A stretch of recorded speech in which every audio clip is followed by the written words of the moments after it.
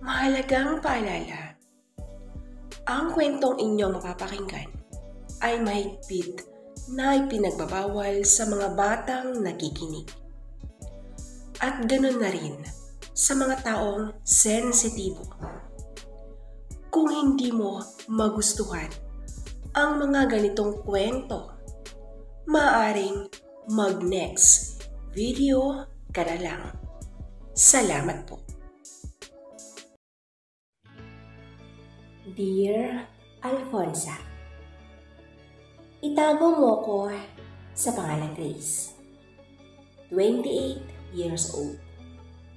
Isa po akong dalaga.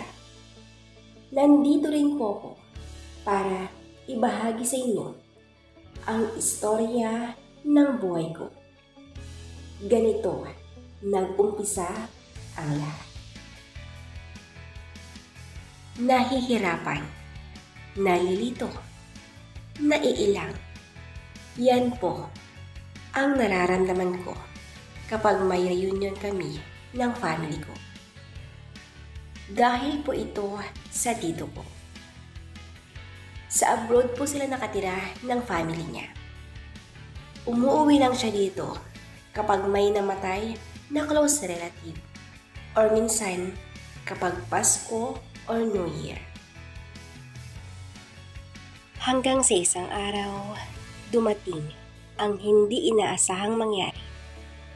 Dahil namatay ang isa sa mga kapatid nila.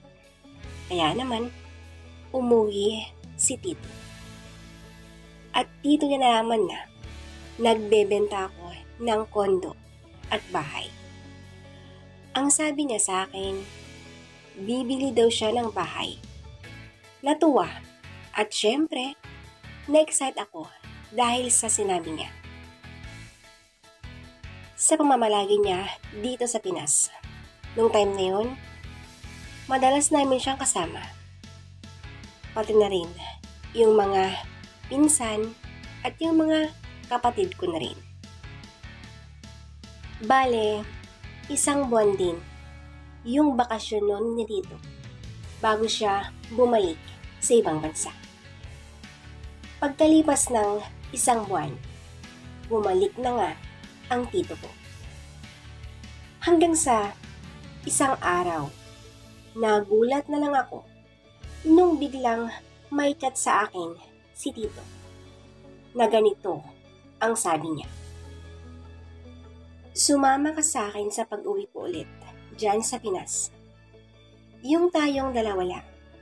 Doon tayo sa Manila. Walang makakakita sa atin doon para magkapera ka. Nung nabasa ko ang message ng tito ko, kinabahan at nakaramdam ako ng takot. Nagtatanong ang aking isipan kung bakit kaya ganon ang sinabi ng tiyuhin ko. Pero kahit ganon ang naramdaman ko that time, hindi ko pinahalata sa kanya. Nagpatuloy na nga ang mga palitan namin ng mga mensahe. Yung madalang na palitan namin ng mga mensahe, biglang naging madalas at hindi namin namamalayan na iba na pala ang mga pinag-uusapan namin.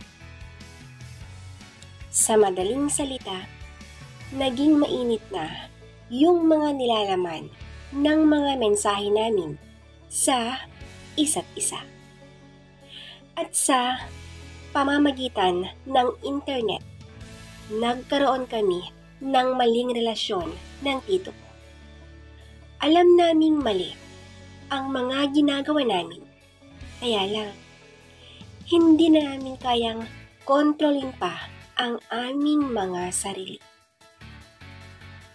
Madalas kaming magka-video call nun. Kahit may ginagawa kami, naka-on call pa rin. At sa aming ginagawa, nilihim namin sa aming mga kamag-anak. At kahit papano, masaya naman kami. Umabot ng 1 taon ang relasyon namin through internet. Hanggang sa nagpasya na siyang umuwi sa Pinas. Nung naayos na niya ang mga papeles pauwi sa Pilipinas, tinanong niya ako kung pwede daw bang ako ang magsusundo sa kanya. Hindi na ako nagdalawang isip pa kung ano ang isasagot ko sa tanong niya. Sinabi ko kaagad na, oo, ako ang magsusundo sa kanya. Masayang masaya kami noon. Nananabik kaming pareho. Pagkalipas ng 1 linggo, dumating na nga ang pinakahihintay namin. Umuwi si Tito at dito na may nangyari sa amin. Nung una, tinatanong ko siya kung bakit niya nagawa sa akin yun. Ang sagot lang niya, hindi na daw niya kayang kontrolin pa ang kanyang sarili. Hindi na ako uminik noon dahil alam kong may kasalanan din ako. Dahil nagpatangay din ako sa kagustuhan niya. Nung nasa Pinas na si Tito, naging maingat na kami. Ayaw kasi namin na makalata ang mga kamag-anak namin. Natatakot ako sa pwedeng mangyari dahil alam kong malaking kahihiyan pag malaman ng mga kamag-anak namin ang tungkol sa amin ni Tito. Kaya naman, ako na yung gumawa ng paraan para maiwasan ko na ang tukso. Ang naisip kong paraan nun ay pangibang bansa. Yan na lang kasi ang alam kong paraan para makaiwas ako. Madali lang para sa akin ang mga ibang bansa dahil may kapatid ako sa Canada. At sa katunayan, malapit na rin akong ikasal. Oo, dahil nagkaroon na rin ako ng boyfriend dito. Kung iniisip ko ang mga nakaraan, parang ayaw ko nang umuwi sa Pinas. Pero, pag hindi naman ako umuwi, baka makalata na ang mga kamag-anak namin. Dahil, ang sabi sa akin noon ni Tito, parang may napansin daw silang galaw namin noon. Nag-isip na lang daw ito ng dahilan para hindi nila isipin na tama ang kanilang mga hinala. Mahirap kalimutan ang mga nakaraan dahil ginusto ko din. Ang ginagawa ko na lang ngayon, focus sa BF ko. Dahil ayaw ko nang maulit pang muli ang nagawa kong pagkakamali. Dito ko na po winawakasan ang istorya ng buhay ko. Lubos na nagpapasalamat, Grace.